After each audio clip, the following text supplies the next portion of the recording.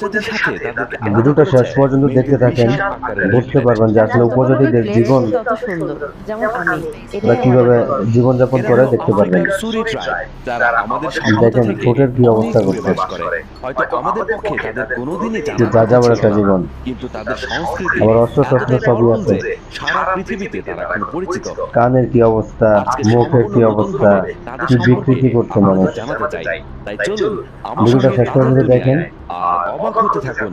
উপজাতি ওরা কিভাবে বসবাস করে অবশ্যই এই ভিডিওতে কিছু ধারণা পেতে পারেন। এটা একটা গোষ্ঠী, ওরা দলবদ্ধ হয়ে কাজ করে।